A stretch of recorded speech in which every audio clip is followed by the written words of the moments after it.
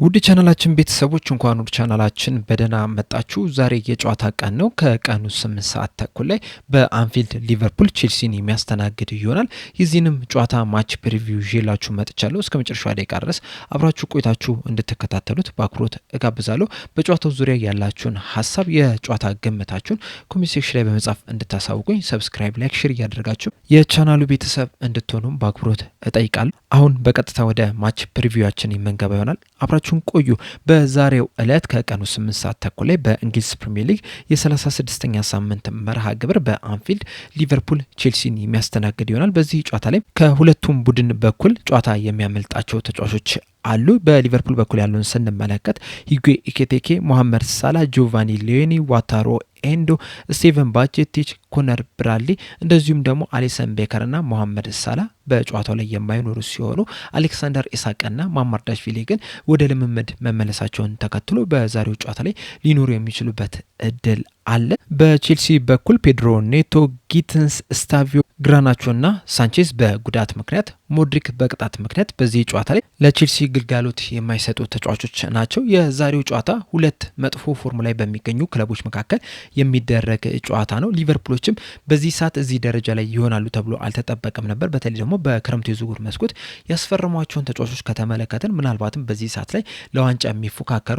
ወይም ደግሞ ዋንጫውንም ማንሳታቸውንም ያረጋገጡ ክለብ ይሆናሉ ተብሎ ተጠብቆ ነበረ። ቼልሲዎችም በተመሳሳይ መልኩ በተለይ ደግሞ አጀማመራቸውን ከተመለከትን ምናልባት በዚህ ሰዓት ላይ የሻምፒዮንስ ሊግ ተሳታፊ መሆናቸውን ያረጋግጣሉ ተብሎ ተጠብቆ ነበረ። በዚህ ሰዓት ላይ ግን እውነታውን ስንመለከተው ቼልሲዎች 5ኛ ደረጃን ይዞ የማጠናቀቅ እድላቸው ራሱ በጣም ጠባብ የሚባል ነው። ምናልባት 6ኛ ደረጃን ይዞ ሊያጠናቀቁ የሚችሉበት እድል ነው ያለው በዚህ ሰዓት ላይ። በተለይ ደግሞ ሁለቱም ያሉበትን የደረጃ ሰንጠረዥ ስንመለከት ሊቨርፑሎች በ58 ነጥብ 4ኛ ደረጃ ላይ ሲቀመጡ፣ ቼልሲዎች በአንጻሩ በ48 ነጥብ 9ኛ ደረጃ ላይ ነው የተቀመጡት። ከጥቂት ሳምንታት በፊት ቼልሲዎች ነበሩ ከ4ኛ ደረጃ ላይ ተቀምጠው የነበረው። ነገር ግን አሁን ላይ በተገላቢጦሽ ሊቨርፑል 4ኛ ደረጃ ላይ ሲቀመጥ፣ ቼልሲዎች በአንጻሩ 9ኛ ደረጃ ላይ ነው የተቀመጡትና ቼልሲዎች በጣም መጥፎ የሚባልን የውድድር ዘመንን እያሳለፉ ነው የሚገኙት። እንደዚሁም ደግሞ ያለፉትን 6 ጨዋታዎችንም ቼልሲዎች በተከታታይ ሽንፈት አስተናግዷል። ምናልባትም በዛሬው ጨዋታ ላይ ሊቨርፑሎች የሚያሸንፉ ከሆነ የቼልሲ 7ኛ ተከታታይ ሽንፈት ይሆንባቸዋል። ይህም ደግሞ ከ1952 በኋላ ለመጀመሪያ ጊዜ ያስመዘገቡት በጣም መጥፎ የሚባል ሪከርድ ነው። በ1952 ላይ እንግዲህ በሊጉ ለ7 ተከታታይ ጨዋታዎች ሽንፈት አስተናግደው ነበረ። አሁን ላይ 6 ጊዜ በተከታታይ ሽንፈት አስተናግዷል። በዛሬው ጨዋታ ላይ የሚሸነፉ ከሆነ ይህንን የ1952ን መጥፎ ሪከርድ የሚጋሩ ይሆናል። በእርግጥ ሊቨርፑሎችም ጥሩ የሚባል ፎርም ላይ አይደለም የሚገኙት። በተለይ ደግሞ ባለፈው ሲዝን የፕሪሚየር ሊጉን ዋንጫ በ84-86 ነጥብ በመያዝ ነበረ ማሸነፍ የቻሉት። በዚህ ሰዓት ግን 58 ነጥብ ላይ ነው የሚገኙትና በጣም በረዥም ርቀት ወደ ኋላ ነው እየሄዱ የሚገኙት። እንደዚሁም ደግሞ ያሳዩትን እንቅስቃሴ ስንመለከት ራሱ በጣም የወረደ ነው። የመጨረሻ ጨዋታቸውንም ከማንቸስተር ዩናይትድ ጋር ያደረጉትንም ስንመለከት ራሱ ከሊቨርፑል የማይጠበቅ በተለይ ደግሞ በዚህ ሰዓት ላይ ሊቨርፑሎች ያደርጉታል ተብሎ ሲጠበቅ የነበረውን እንቅስቃሴን እያደረጉ አይደለም የሚገኘው። በጣም የወረደውን ሊቨርፑልን ነው እየተመለከትን የምንገኘውና የዛሬው ጨዋታ ሁለት በአቋማቸው የወረዱ ትልልቅ ቡድኖች የሚገናኙበት ጨዋታ ነው። በተጨማሪም ሁለቱም ክለቦች እንግዲህ የመጪው የክረምቱ የዝውውር መስኮት እስኪከፈት ድረስ በጣም በከፍተኛ ጉጉት እየጠበቁ ነው የሚገኙት። ሊቨርፑሎች በክረምቱ የዝውውር መስኮት ተጨማሪ ተጫዋቾችን ወደ ክለባቸው ይቀላቀላሉ ተብሎ ነው የሚጠበቀው። በተለይ ደግሞ በአጥቂው ስፍራ ላይ ወጣት የሆኑ ፈጣን የሆኑ ተጫዋቾችን ወደ ክለባቸው ያመጣሉ ተብሎ ይጠበቃል። እንደዚሁም ሌሎችም ሊያጠናክሯቸው ያሰቡ ቦታዎችም እንዳሉ ከዚህ በፊት በወጡ መረጃዎች በደንብ መስማት ችለናል። ቼልሲዎችም በተመሳሳይ መልኩ በመጀመሪያ ደረጃ አሰልጣኝ መቅጠር ይኖርባቸዋል። እናም ክረምቱን እየተጠባበቁ ነው የሚገኙት አዲስ አሰልጣኝ ለመቅጠር። ከዛ በተጨማሪም ግን ተጫዋቾችንም ወደ ክለቦቻቸው ለማምጣት ከፍተኛ ጥረት ያደርጋሉ ተብሎ ነው የሚጠበቀውና ራሳቸውን ለማሻሻል የክረምቱ የዝውውር መስኮት እስኪከፈት ድረስ ሁለቱም ቡድኖች በጣም በከፍተኛ ሁኔታ እንደጓጉ ነው እየተነገረ የሚገኘው። ግን በዚህ ጨዋታ ላይ ከሁለቱም ክለቦች መካከል ይህንን ጨዋታ ማሸነፍ የሚፈልግ ቡድን የግድ ቀድሞ ጎል ማስቆጠር መቻል አለበት። በተለይ ቼልሲዎች ቀድሞ ጎል የሚያስቆጥሩ ከሆነ ሊቨርፑሎችን በሜዳቸው ማሸነፍ እንችላለን የሚል የራስ መተማመን ይኖራቸዋል። በዛ ምክንያትም ደግሞ በስተመጨረሻም ጨዋታን አሸንፈው ሊወጡ የሚችሉበት እድል አለ። ያም ደግሞ ቢያንስ እፎይታን ይፈጥሩላቸዋል። እንደዚሁም ደግሞ የሻምፒዮንስ ሊግ ቦታን ይዞ ለማጠናቀቅም በጣም ጥሩ የሚባል ቦታ ላይ እንዲቀመጡ ያደርጋቸዋል። በተለይ ደግሞ አስቶን ቪሎች እንደሚታወቀው ወደ ኤሮፓ ሊግ የፍጻሜ ጨዋታ ማለፍ ይችላልና በዛ የፍጻሜ ጨዋታ ላይ አሸንፈው የዋንጫ ባለቤት የሚሆኑ ከሆነ በቀጥታ ወደ ሻምፒዮንስ ሊግ የሚያልፍ ይሆናል። በዛ ምክንያትም 6ኛ ደረጃ ላይ የተቀመጠው ቡድን ያንን ቦታ በመተካት ወደ ሻምፒዮንስ ሊግ ማለፉን የሚያረጋግጥ ይሆናልና ቼልሲዎች ያንን ማሳካት የሚፈልጉ ከሆነ የግድ የዛሬውን ጨዋታ ማሸነፍ መቻል አለባቸው። ሊቨርፑሎችም በተመሳሳይ መልኩ የዛሬውን ጨዋታ በማሸነፍ የሻምፒዮንስ ሊግ ተሳታፊ መሆናቸውን ማረጋገጥ ይፈልጋሉ። በተለይ ሊቨርፑሎች ይህንን ጨዋታ አሸንፈው በርንሞዞች ከፉላም ጋር በሚያደርጉ ጨዋታ ላይ ወይ አቻ ቢወጡ ወይም ደግሞ ቢሸነፉ ሊቨርፑል የሻምፒዮንስ ሊግ ተሳታፊ መሆናቸውን የሚያረጋግጡበት ጨዋታ ነው የሚሆነው። ስለዚህ የግድ ማሸነፍ መቻል አለባቸው። ያንን ለማድረግ ደግሞ ቀድሞ ጎል ማስቆጠር ይኖርባቸዋል። ሊቨርፑሎች እንግዲህ በዚህ ረገድ ላይ ጥሩ የሚባል ሪካርድ የላቸውም። በተለይ ደግሞ ቀድሞ ጎል ሲቆጠርባቸው ብዙ ጊዜ ጨዋታዎችን ማሸነፍ ሲቸግራቸው እየተመለከተ ነው የምንገኘው። በተለይ ደግሞ ያለፉት 13 ቀድሞ የተቆጠረባቸውን የፕሪሚየር ሊግ ጨዋታዎች ብንመለከት ሊቨርፑሎች ማሸነፍ የቻሉት አንዱን ብቻ ነው። በ10ሩ ደግሞ ሽንፈት አስተናግዷል። እናም ሊቨርፑሎች እንግዲህ ይህንን ጨዋታ ማሸነፍ የሚፈልጉ ከሆነ ቅድሚያ ጎል እንዳይቆጠርባቸው ማድረግ አለባቸው። እንደዚሁም ቅድሚያም ጎል ለማስቆጠርም ጥረት ማድረግ ይኖርባቸዋል። ለሊቨርፑል ግን እዚህ ጨዋታ ላይ ጥሩ ዜና የሚሆንላቸው ቼልሲዎች ባለፉት 13 የፕሪሚየር ሊግ ጨዋታዎች ላይ እያንዳንዱ ጨዋታ ላይ ጎል ተቆጥሮባቸዋል። አንድም ይሁን ሁለትም ጎል ሲቆጠርባቸው መመልከት ይችለናል። በቅርቡም በኖቲንጋም ፎረስት በሜዳቸው 3-1 በሆነ ውጤትም ሲሸነፉ መመልከት ይችለናል። እናም ሊቨርፑሎች ምናልባትም ያንን ነገር ተጠቅመው ጨዋታውን አሸንፈው ሊወጡ የሚችሉበት እድል አለ። በሊቨርፑል በኩል ግን አንድ መጥፎ ሪካርድ ምንድነው? በዚህ ሲዘን እንግዲህ በፕሪሚየር ሊጉ ብቻ 11 ሽንፈቶችን አስተናግዷል። ከዚህ የበለጠ ብዙ ጊዜ ሽንፈት ያስተናገዱት 2013-14 የውድድር ዘመን ላይ ነበረ በብሬንደን ሮጀርስ እስር። የዛኔም ደግሞ 12 ጨዋታዎችን ነበር የተሸነፉት። ሊቨርፑሎች የዛሬውን ጨዋታ የሚሸነፉ ከሆነ ምናልባትም ከዛ ሪካርድ ጋር የሚጋሩ ይሆናል። ያም መጥፎ ሪካርድ ሆኖ ይመዘገብላቸዋል። እንደዚሁም በአጠቃላይ በዚህ ሲዘን 18 ጨዋታዎችን መሸነፍ ችሏል። የኮሚኒቲ ሺልድ ጨዋታውን ሳንጨምር ማለት ነው። ከዚህ የበለጠ ጊዜ በሲዝኑ ሽንፈት ያስተናገዱት 2009-2010 የውድድር ዘመን ላይ ነበረ።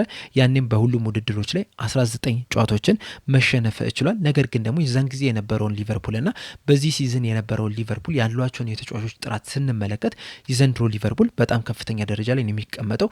እንደዛም ቢሆንም ግን ውጤታማ እየሆኑ አይደለም የሚገኙ። በዛ ምክንያት እንግዲህ አሰልጣኝ አርነ ስሎት ከባድ ጫና ውስጥ ናቸው የሚገኙት። ይህንን ጨዋታ ቢያሸንፉም ባያሸንፉም ከዛ ጫናም ይወጣሉ ተብሎ አይጠበቅም። እንዲሁም በዚህ ዙሪያ ላይ በሰጡት ጋዜጣዊ መግለጫ ላይ እንደተናገሩት ከሆነ የሚቀጥሉትን 3 ተከታታይ ጨዋታዎች በጥሩ ፐርፎርማንስ ብናሸንፍ እንኳን ራሱ በዚህ ሰዓት ላይ እየደረሰብን ካለው ትችት እናመልጣለን ብዬ አላስብም። ከዛ ትችት መውጣት የምንፈልግ ከሆነ ተከታታይ ጨዋታዎችን ለረዘም ላለ ጊዜ የግድ ማሸነፍ መቻል አለብን የሚል አስተያየትን ሰጥተዋል። እናም ያንን ለማድረግ ደግሞ የግድ ከዚህ ጨዋታ መጀመር መቻል አለባቸው። የዛሬውን ጨዋታ የሚያሸንፉ ከሆነ ቀጣይም ከአስቶን ቪላና ከብሬንትፎርድ ጋር የሚደረጉን ጨዋታ የሚያሸንፉ ከሆነ ከዛ በኋላም ደግሞ በቀጣይ ዓመትም የሚደረጉ ጨዋታዎች ላይ የሚያሸንፉ ከሆነ ተደጋፊው መልሶ በአሰልጣኙ ላይ እምነት ይኖራቸዋል። አሰልጣኙም ደግሞ በነጻነት በሊቨርፑል መስራት ይችላሉ። ያንን ነገር ለማድረግ ግን የዛሬውን ጨዋታ የግድ ማሸነፍ ይኖርባቸዋል። ሌላኛው ግን ለሊቨርፑል ጥሩ ዜና የሆነላቸው በዚህ ጨዋታ ላይ ደጋፊዎች ባነር ይዘው የሚገቡ ይሆናል። እንደሚታወቀው ከጥቂት ሳምንት በፊት የሊቨርፑል ባለቤቶች በትኬት ጭማሪዎች አድርገው ነበረ። በዛ ምክንያትም ደጋፊዎች ባነር ይዘው መግባትን አቁመው ነበር። አሁን ላይ ግን ይህ የትኬት ጭማሪ መፍትሄ ስላገኘለት ከዛሬው ጨዋታ ጀምሮ ደጋፊዎች ባነር ይዘው የሚገቡ ይሆናል። ያም ደግሞ ለተጫዋቾቹ ተጨማሪ ድጋፍ ይሆንላቸዋል ተብሎ ይጠበቃል። እንደዚሁም ደግሞ ስቴዲየሙንም ድባቡንም በጣም የሚያሳምሩ ናቸው እነዚህ ባነሮችና ይህ የትኬት ጭማሪ ጉዳይ መፍትሄ በማግኘቱ ሊቨርፑሎች ይጠቀማሉ ተብሎ ነው የሚጠበቀው።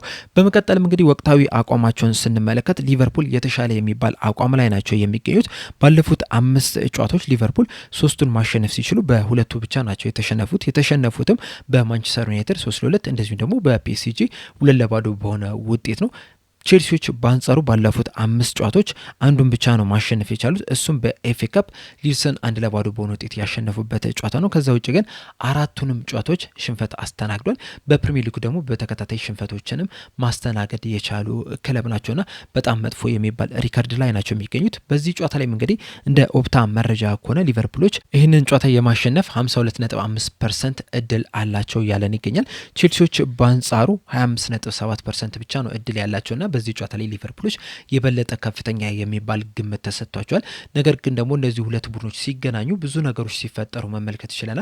ብዙ ውዝግቦችም ሲፈጠሩ መመልከት ይችላልና በዛ ምክንያትም ኦፕታ እንደገለጸው ሊቨርፑሎች የ52% እንደዚሁም ደግሞ ቼልሲዎች የ25% በመሃላቸው የ25% ልዩነት አለ ብዬ አላስብም። አሁንም ድረስ ቼልሲዎች ከነ ጉዳታቸው ቢሆኑ ከነ ተጫዋቾች ቅጣታቸው ቢሆንም ከተለያዩ ችግሮች ጋርም ቢሆንም ከሊቨርፑል ጋር መፎካከር ይከብዳቸዋል ተብሎ አይጠበቅም። በተለይ ደግሞ ሊቨርፑሎች በዚህ ሰዓት ላይ እያሳዩት ያለውን ፐርፎርማንስ ከተመለከትን ቼልሲዎችም ከሊቨርፑል ጋር በደንብ መፎካከር ይችላሉ የሚል ግምት እንዲኖረን ያደርጋል። የእርስ በርስ ግንኙነታቸውን ስንመለከት ባለፉት 42 ጨዋታዎች ሊቨርፑል 14ቱን ማሸነፍ ሲችል በ16ቱ አቻ ወጥተው በ12ቱ ደግሞ ቼልሲዎች ናቸው ማሸነፍ የቻሉት።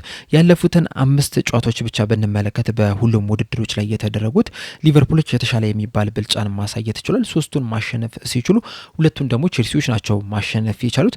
በፕሪሚየር ሊግ የተደረጉትን ጨዋታዎች ብቻ ከተመለከትን ደግሞ ሊቨርፑሎች ቼልሲዎችን 2 ጊዜ ማሸነፍ ሲችሉ ቼልሲዎችን በተመሳሳይ መልኩ 2 ጊዜ ማሸነፍ ይችላል። እንደዚሁም ደግሞ አንድ ጊዜ አቻ በሆነ ውጤት ነው ማጠናቀቅ የቻሉት።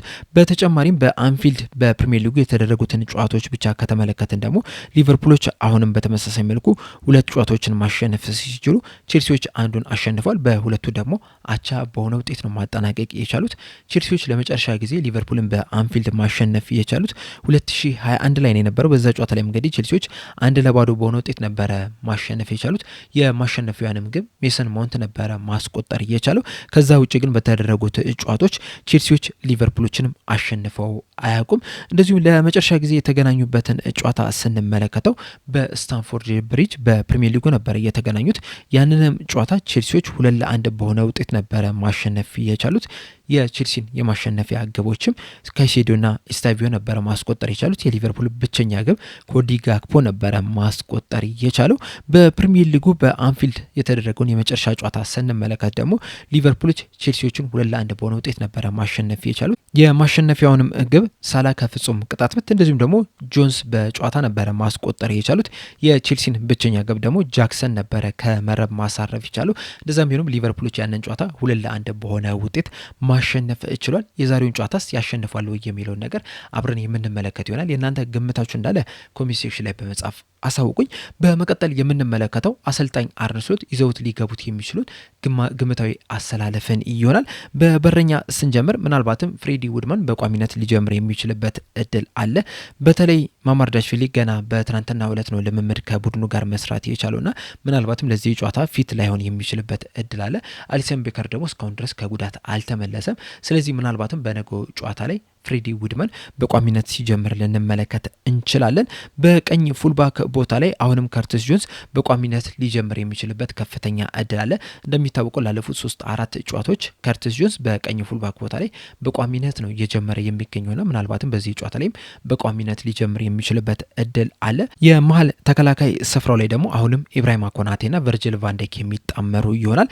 በግራ ክንፍ ተከላካይ መስመር ላይ ምናልባትም ሚሎስ ኬርኬዝን ልንመለከት የምንችልበት እድል አለ። ነገር ግን ደግሞ አንዲ ሮበርትሰንን በቋሚነት ሲጀምር ልንመለከት እንችላለን። በተለይ ደግሞ አንዲ ሮበርትሰን ከሊቨርፑል ጋር ሊለያይ የ3 ጨዋታዎች እድሜ ብቻ ነው የቀረውና ምናልባትም በዛ ምክንያት አሰልጣኝ አርነ ስሎት በቋሚነት ሲያስጀምሩት ልንመለከት እንችላለን።